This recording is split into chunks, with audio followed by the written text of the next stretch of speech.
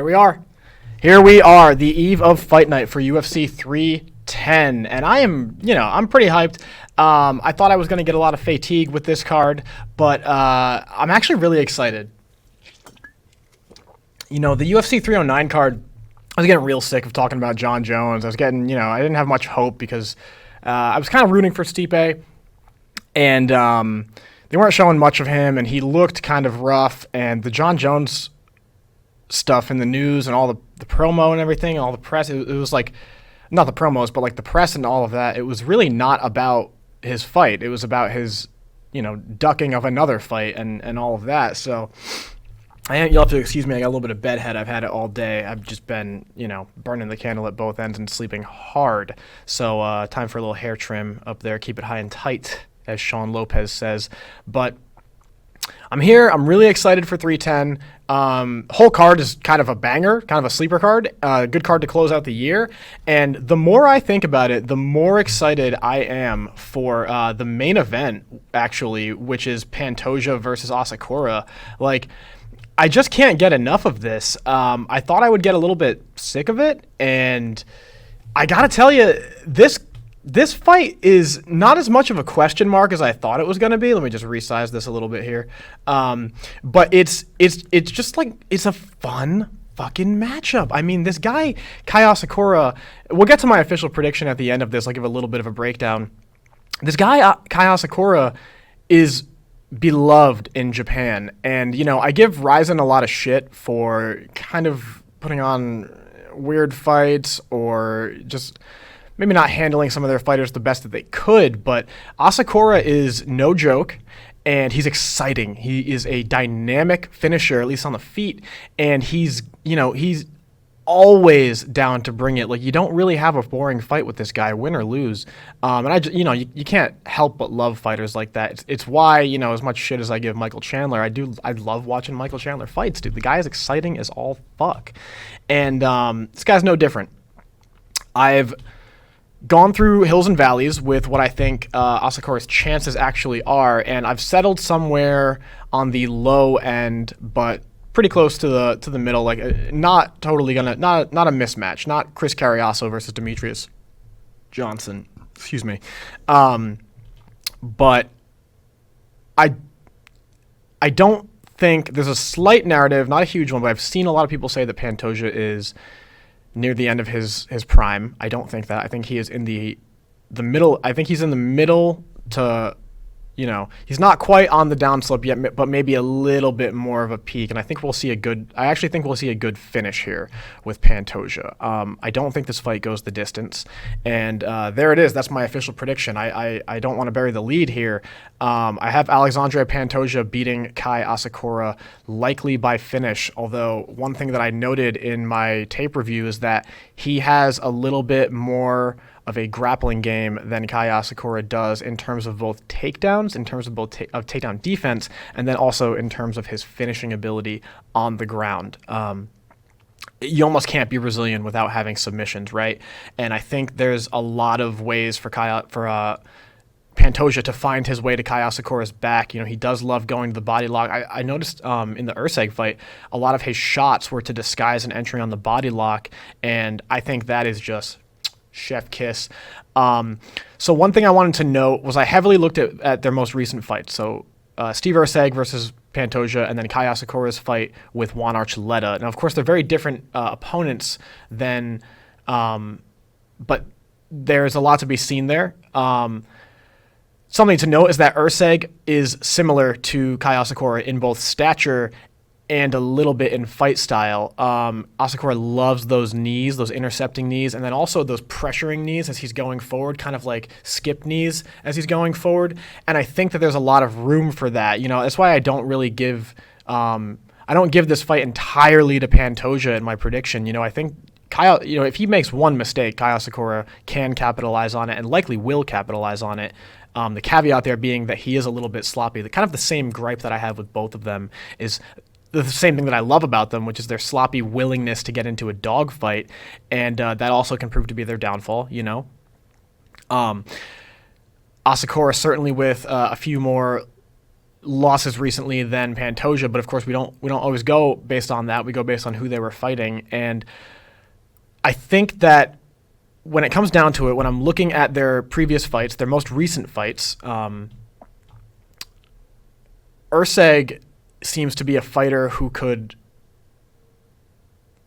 The training for Steve Erceg that Pantoja did, not just the technical training, like what techniques to use, what areas to really sharpen. Is it takedown defense? Is it like defense on the feet? Is it making sure that you're not on the back foot? All of those things. But the training in terms of the obviously the mindset, dealing with a dynamic finisher or just a scary finisher like Steve Erceg. When he finishes, he does finish well. I'm not saying he's got a high finish rate. That caution, while simultaneously there's a need to pressure him, right? So it's a very tall order there, right? You need to pressure somebody and put it on them, and a lot of times that can make you want to rush in and cause you to have openings where someone could finish you. And Pantoja did it very well in the Erceg fight. Of course, he took his licks too. Erceg had a couple of really good fights there, especially in the first round. Pantoja running in and like kind of blitzing in with like a pump jab and then an overhand, and Erceg kind of eating the overhand on the shoulder, weaving and angling out, and then immediately the second his foot touches the mat, it's not even really a full reset or certainly a full settling into his stance. He hits him with like a 2-3 and then a body kick to close the door. And I thought that was beautiful. And I initially, when you're watching it live, it happens so fast and the angle's a little bit weird. It's on the UFC Fight channel on YouTube. You think the hook landed a lot harder than it did, but Pantoja does kind of block it. And so they're 4-ounce gloves. It's still gonna rattle you a little bit, especially with a guy like Erceg, who at flyweight is a heavy hitter. But the point being that Pantoja's defense was there even after getting caught in the blitz. So two things to point there, especially in that initial exchange. I believe it happens around like 115, 110 of the first round. If you want to go back and look at what I'm talking about.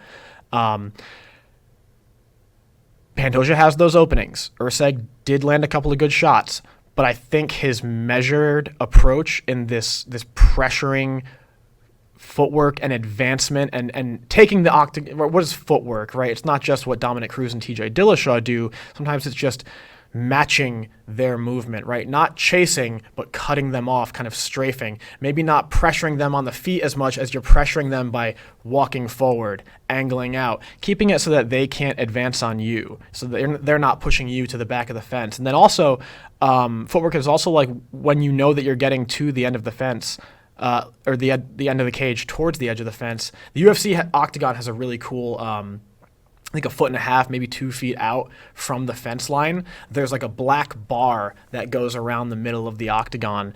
And guys like Stephen Thompson and certainly Pantoja are really good at recognizing when they're at that black bar on the mat and then immediately kicking in like, okay, I got to get out of here. I got to laterally move, or I got to pressure him back to go ahead and retake control of the octagon. And I think that while Pantoja has openings, I think he's going to have the right approach for what Kai Asakura is going to bring. I would not be surprised if Kai Asakura knocks him out, though. Because you're watching these fights in Japan, and it's like some of these guys are really great fighters, and some of these guys are kind of guys that you never heard of, maybe guys with losing records, maybe guys that have been around a little too long, and Kai Asakura is finishing them, as he should. It's not a knock on Kai Asakura, right? Because you're giving him a test. Don't care how hard the test is. You're giving him a test, and he's passing it.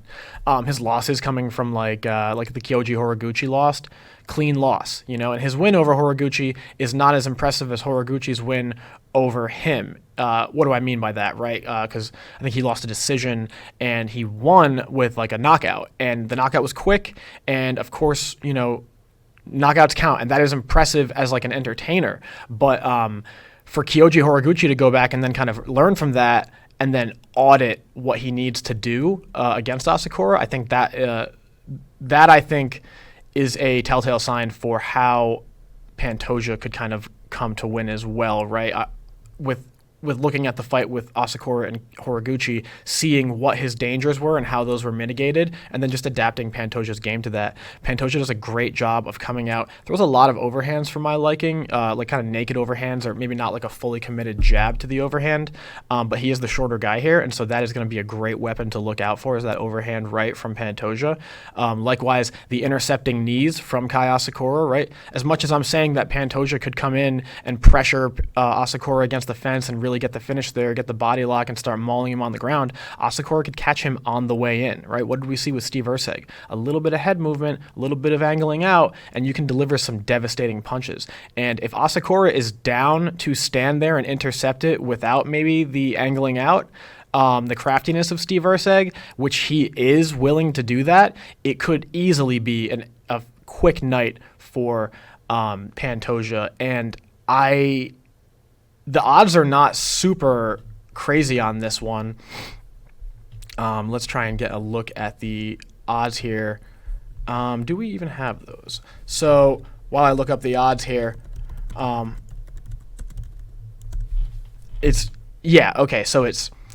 minus 275 to plus 220 for Asakura. It's not the riskiest bet, if you don't care about, if you're not maybe betting the house on it, which I don't advise. I have a fiduciary responsibility here at the Fightcraft podcast to make sure that my friends don't bet the house or their pink slips on a certain fighter, because anything can happen in MMA.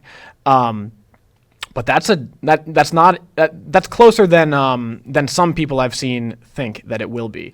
Pantoja coming in with like the experience of his most recent fight too, like a guy that's as tall, hard hitting, and down to scrap as Steve Erceg. I think it just preps him really for Kai Asakura, and that is why I have Pantoja winning in the main event tomorrow. So let's move on quickly here to Shavkat Rakhmonov versus Ian Machado Gary.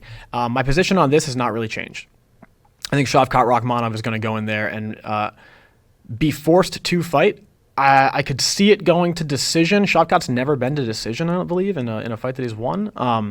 It could be a decision here, being that it's 25 minutes. We've never seen him have to go past the third round. We've never seen him really be challenged, and we haven't seen him in those championship rounds 4 and 5 where he's forced to really dig deep into his cardio. And when you're that tired, what of his habits are going to really fall off there? So I do have Shavkat. I think that Ian Gary he is very defensively sound. I will say that. He's very defensively sound when he's being pressured, right? When he's pressuring in on people, still pretty defensively sound. Like I still think he's is the reason he's undefeated, is the reason he's number 7 in the welterweight division of all divisions. But we saw Jeff Neal, give him some hard strikes. We saw Jeff Neal give Shavkat some hard hits there too. So I'm not saying that Ian Machado Gary has no chance. Certainly, I think that being an inch taller, there's a chance that Gary dominates the clinch standing. Maybe not in the striking realm necessarily. I kind of see that as a little bit even in the striking realm in terms of the clinch. But I think if Shavkat gets his hands on you, I think you're going for a ride. I don't think it's crazy to say. Shavkat has a habit, though, in the clinch. Shavkat has a habit in the clinch to be patient, and we haven't seen that really cause him any serious concern or any scares just yet, or he hasn't had to pay for that, certainly, but Ian Gary might have something for that. He's been training with Charles Oliveira. He has when he has double underhooks on you. We saw it against Michael Venom Page. You saw him staking his ass out as he pins Page up against the fence there. But he does have something in the clinch, and he can win that battle if it gets there. I tend to think that Shavkat will step on the gas here. They are former training partners, and while I typically don't think that the wins in the training room, of which there are never really any, I don't think that those mean anything, right? Oh, Shavkat tapped Ian Gary out. Doesn't really mean anything. How did he tap him out? Were they starting from their knees, grappling? Were they starting from standing, wrestling? Was it full MMA? Were they doing positional training? Like a lot of MMA gyms really break it down, starting from turtle, starting from back control, starting from mount, or with that like on the side of their hip with the arm over, like almost in like the backpack position or the spiral ride. assuming it was a full MMA round and Shavkat went in there and choked him out, that was a while ago, and I don't think that the result matters as much as the preparation does. And I think that the experience of knowing what Ian Gary's strengths are, obviously he's changed a lot since then. Obviously he's added layers to their game, but if they were training together as pros, Gary, if you're a pro fighter, you know at least what your strengths are, which means that people that you spar know what your strengths are. And Shavkat, I think, if there was a chance that Shavkat loses the clinch game with Ian Gary, I think he and his team game plan for that, and they have an answer. Shavkat is not bad in the clinch. It's just a matter of, does his decision-making sometimes get him into possibly troublesome waters there. And I think that he will nix that part of his game, that patience that can sometimes do you in, and I think he'll immediately go to work. I think we're going to see a buzzsaw performance from Shavkat Rakhmonov. I don't know if he's going to cut right through him in one round. I could certainly see a second or third round finish here for Shavkat. I could see it going the full 5 rounds because Ian Gary is durable. He is defensively sound, and he is good in those half positions, the half guard, the standing clinch, right, where you're kind of, it's a battle. It's a constant battle, but you're not fully in mount. You're not fully with double underhooks. You're not fully getting fucked up against the cage. And I think Ian could pose some problems there. I think Ian is going to make us see a lot of what Shavkat's game is and what it is forced to become when he's not getting everything that he wants. By proxy of Ian Gary just having defense and forcing Shavkat to pivot a little bit and see what he can bring to the table, what he can do to adjust to execute his game plan.